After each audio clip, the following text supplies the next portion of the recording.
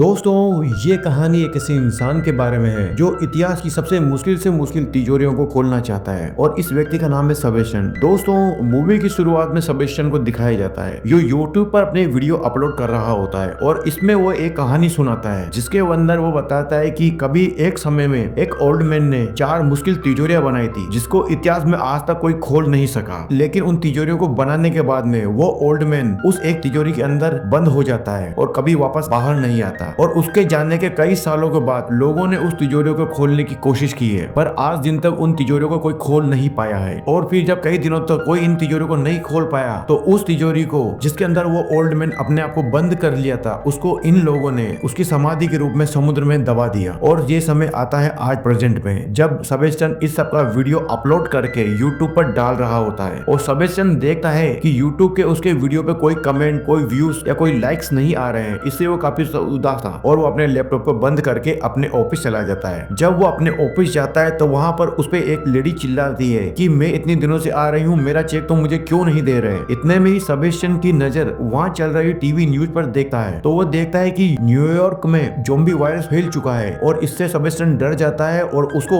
उस लेडी के रूप में एक ज़ॉम्बी दिखता है और डर कर उसका चेक उसको दे देता है और लेडी तो वहाँ से चली जाती है। लेकिन हमें दिखाया जाता है कि एक लड़की सेबेस्टियन पर नजर रख रही होती है। तभी उसके यूट्यूब वीडियो में एक कमेंट आता है जिस पर ये लिखा होता है कि अगर तुम अपनी कला का प्रदर्शन करना चाहते हो तो इस पते पर आ जाओ। सेबेस्टियन तुरंत ही वहाँ चला जाता है और देखता है यहाँ पर एक कंपटीशन चल रहा है जो तिजोरियां खोलने का कंपटीशन होता है और सेबेस्टियन भी उस कंपटीशन में पार्टिसिपेट करता है और सेबेस्टियन इस सभी कॉम्पिटिटर को हरा के फाइनल राउंड में पहुंच जाता है जहाँ पर सिर्फ 2 व्यक्ति होते हैं और इन तिजोरियों को खोलने के लिए मात्र 3 मिनट का वक्त दिया जाता है। लेकिन सेबेस्टियन कुछ देर तो कुछ नहीं करता और उसका कंपटीटर समय शुरू होते ही अपने काम में लग जाता है। सेबेस्टियन कुछ देर तो ऐसे ही उस तिजोरी को देखता रहता है और कुछ सोचता रहता है। लेकिन जैसे ही 15 सेकंड बचते हैं वो तिजोरी को हाथ लगाकर उसको अंदर से फील करता है कि कहां इसके लॉक्स के इसके नट यहाँ पर आवाज कर रहे हैं। तो तुरंत ही 3 सेकंड के अंदर सेबेस्टियन उस लॉक को उस तिजोरी को खोल देता है और इस कंपटीशन को जीत जाता है। और अगले दिन जब वो किसी रेस्टोरेंट में कॉफी ले रहा होता है तो उसके पीछे भी वही लड़की आ जाती है जिसको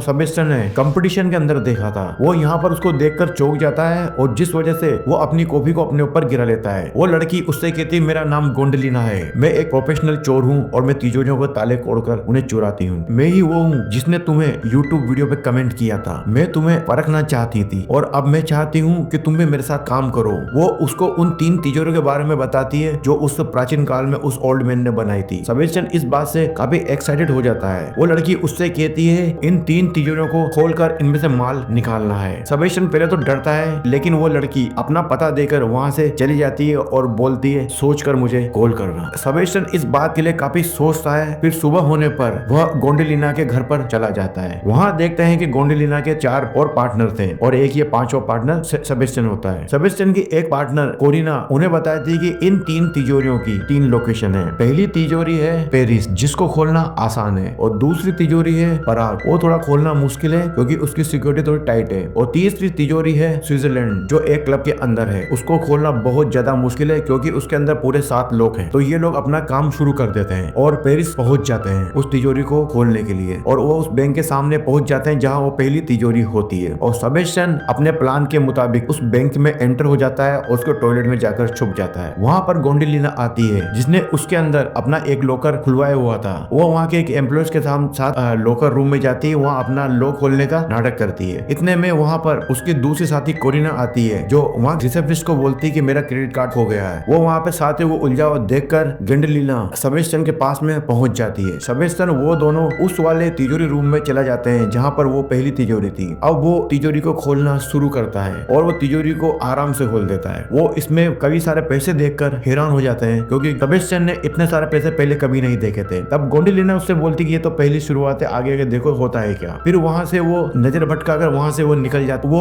अपनी इस पहली जीत पर काफी खुश होते हैं और एंजॉय करते हैं। लेकिन वहाँ पर पुलिस ऑफिसर को इस चीज का पता चल जाता है कि चोरी किसने की है क्योंकि वो जानते हैं गोंडलिना और ये इसकी टीम ये काफी प्रोफेशनल चोर है, ये 5 साल से इनका पीछा कर रहा होता है। और पुलिस ऑफिसर अपनी टीम से बोलता है कि मैं दावे से कह सकता हूँ कि ये लोग अगली बार अपनी चोरी पराग में करेंगे क्योंकि ये लोग इन विंटेज तिजोरियों को चुराने वाले हैं। अब वो अगली चोरी को अंजाम देने के लिए पराग पहुंच जाते हैं। पराग पहुंचकर वो अपनी चोरी को अंजाम देने की कोशिश करते हैं। सोचते हैं हैं, लेकिन इधर पुलिस ऑफिसर भी उस वाले बैंक के सामने पहुंच जाते हैं जहां वो तिजोरी होती है। कोरिना उस बैंक के सारे लॉकर्स को हैक करके और सारे कंप्यूटर को हैक करके एक नकली आईडी बना देती है, जिससे सेबेस्टियन उस बैंक में एंटर हो जाता है। लेकिन वहां पे वो सिक्योरिटी गार्ड सीसीटीवी कैमरा में देखते हैं कि एक आदमी अंदर तो गया है, लेकिन उस दरवाजे वापस अभी तक नहीं आया। इससे उन्हें उस आदमी पर थोड़ा शक होता है। इतने में सेबेस्टियन एक रूम के बाहर पहुंचता है। कोरिना उससे कहती है कि तुम यहाँ पर उंगली लगाओ ताकि लोगों को लगे तुमने ये चाबी से खोली है। जितने में उंगली लगाता है तो कोरिना लॉकर को कंप्यूटर से खोल देती है। सेबेस्टियन और गंडेलिना एक लिफ्ट के अंदर मिलते हैं, लेकिन सिक्योरिटी गार्ड को इस बात का अंदाजा हो जाता है कि बैंक में कुछ गड़बड़ तो चल रही है। लेकिन जैसे ही वो तिजोरी के पास पहुंचने वाले होते हैं, लिफ्ट का दरवाजा जैसे ही खुलता है वहाँ काफी सारे गार्ड मिलते हैं, लेकिन गंडेलिना वहाँ पर सभी सिक्योरिटी गार्ड को मार मार कर बुरा हाल कर देती, सबको बेहोश कर देती है। इस फाइटिंग स्किल को देखकर काफी इंप्रेस होता है और वहाँ पर ये सेबेस्टियन और कोरिना उस लॉकर को खोलने वाले होते हैं और धीरे धीरे करके उस लॉक को सेबेस्टियन खोल देता है और उसमें भी काफी सारे पैसे होते हैं। अब गंडेलिना कहती है कि हमारा काम सक्सेसफुल हो चुका है, अब हमें यहाँ से निकलना है। और इतने में उनका एक साथी जिसका नाम होता है मिस्टर केज वहाँ पर बेस बदल कर आता है और वहाँ पर बैंक लूटने का नाटक करता है और इस चीज का बहाना बनाकर वहाँ से लोगों को भगाता है। और इस चीज का मौका देखकर गंडेलिना और सेबेस्टियन भी वहाँ से निकल जाते हैं। लेकिन गेज वहाँ से निकलता है तो उसको एक गार्ड गोली मार देता है, लेकिन वो कैसे भी करके खिड़की से कूद जाता है और वेन में जाकर बैठ जाता है। और इतने में पीछे से गंडेलिना और सेबेस्टियन भी आ रहे होते हैं। तो गेज सबसे पहले तो गंडेलिना का हाथ पकड़ के वैन में बैठा देता है और वो सेबेस्टियन का हाथ पकड़ तो लेता है, लेकिन उसे लगता है कि सेबेस्टियन उसके और गंडेलिना के बीच में आ रहा है, इसलिए वो वैन से उसको धक्का देकर वहां से छोड़ के उसको चला आता है। लेकिन इतनी देर में पुलिस सेबेस्टियन के पीछे पड़ जाती है। जैसे तैसे वो साइकिल लेके वहां से बच के भाग जाता है और अपने रास्ते निकल जाता है। लेकिन गंडेलिना और वो बॉडी बिल्डर गेज वे दोनों में आपस में बहस हो जाती है कि ये हमारे प्लान में नहीं था, तुमने ऐसा क्यों किया। उसने कहा कि वो अब हमारे काम का व्यक्ति नहीं है और इसलिए हमें उसे छोड़ देना चाहिए। गंडेलिना ने कहती है कि मैं ये सब पैसों के लिए नहीं कर रही हूँ, मेरा प्लान कुछ और है। तो इतने में उन दोनों के आपस में लड़ाई हो जाती है और उनके रास्ते अलग अलग हो जाते हैं। गंडेलिना वहां से चली जाती है तो उसके पीछे उसके एक साथी कोरिना भी उसके साथ आ जाती है और वो वहां से एक दूसरे को अलविदा कहकर वहां से चले जाते हैं। गंडेलिना और कोरिना सेबेस्टियन के घर पर चली जाती है। सेबेस्टियन उनको देखकर हैरान हो जाता है, उनसे कहता है कि तुम मेरे घर पर क्यों आई, तुम्हें यहाँ नहीं आना चाहिए था। तब गंडेलिना उसे समझाती है कि मेरा मकसद चोरी करके पैसा कमाना नहीं है, मैं इतिहास में अपना नाम दर्ज करवाना चाहती हूँ क्योंकि मैं महान से महान तिजोरियों को खोलना चाहती हूँ। और सेबेस्टियन कहता है कि मेरा भी यही सपना है, तो वो उसकी बात पर एग्री कर जाता है। तो अब ये अपनी